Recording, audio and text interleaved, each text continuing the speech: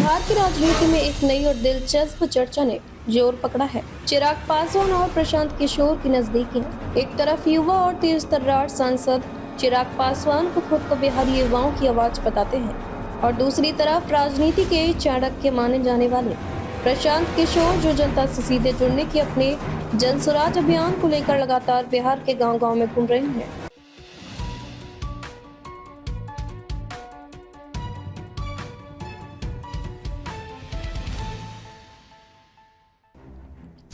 अब सवाल ये है, क्या ये महज एक सामान्य राजनीतिक मुलाकात है या इसके पीछे छिपा है 2025 के चुनावों का कोई बड़ा गेम प्लान?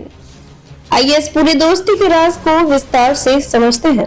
दो अलग धाराएं, एक जैसी सोच। अगर चिराग पासवान और प्रशांत किशोर की राजनीतिक पृष्ठभूमि देखें तो दोनों का सफर बिल्कुल अलग रहा है। चिराग पासवान एलजेपी संस्थापक रामविलास पासवान के बेटे हैं।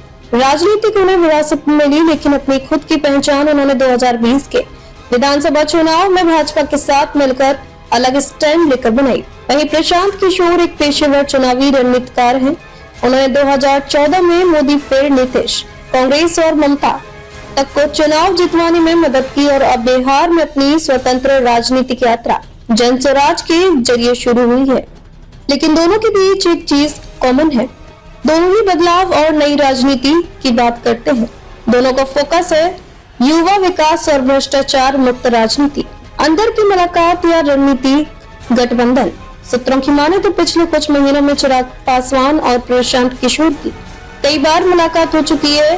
हालांकि सार्वजनिक तौर पर इसे शिष्टाचार भेंट कहा जा रहा है, लेकिन बिहार के सियासी गलियारों में इसे महज संयोग नहीं बल्कि आने वाले समय का संकेत माना जा रहा है। क्या यह 2025 के विधानसभा चुनाव के लिए किसी गठबंधन की भूमिका है? क्या प्रशांत किशोर जन स्वराज के जरिए एक ऐसा गठबंधन तैयार कर रहे हैं जिसमें चिराग पासवान जैसे चेहरे युवाओं को जोड़ने का काम करेंगे? चिराग की जरूरत क्यों? अगर बात करें चिराग पासवान की, तो बिहार में अपनी राजनीतिक जमीन फिर से मजबूत करनी है। 2020 में उन्होंने अकेले दम पर जदयू को नुकसान पहुंचाया और कई सीटों पर खेल बिगाड़ा, लेकिन खुद को सत्ता के करीब नहीं ला सके।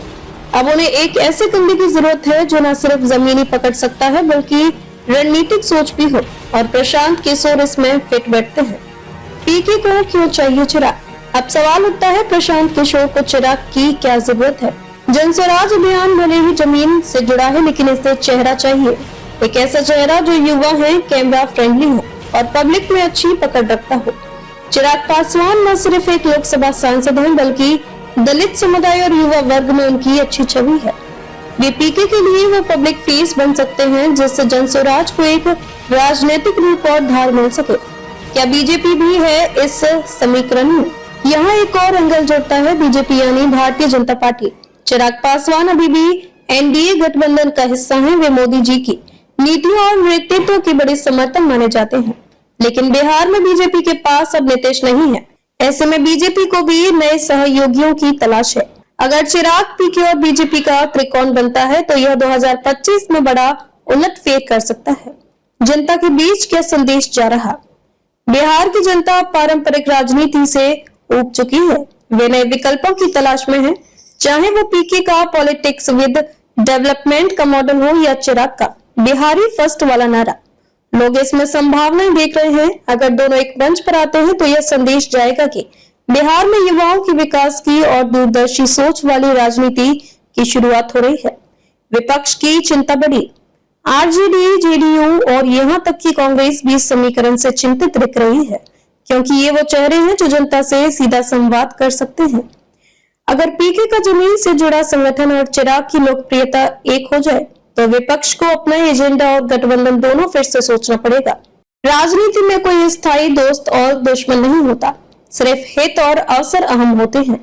चिराग पासवान और प्रशांत किशोर की बढ़ती नजदीकियां बिहार की राजनीति में एक नई लकीर खींच रही हैं, जिसमें जाति से ऊपर उठकर युवाओं और विकास की बात हो। अब देखना यह है कि ये दोस्ती सिर्फ मुलाकातों तक सीमित रहती है या 2025 में ये एक राजनीतिक गठबंधन का चेहरा बनकर सामने आती है।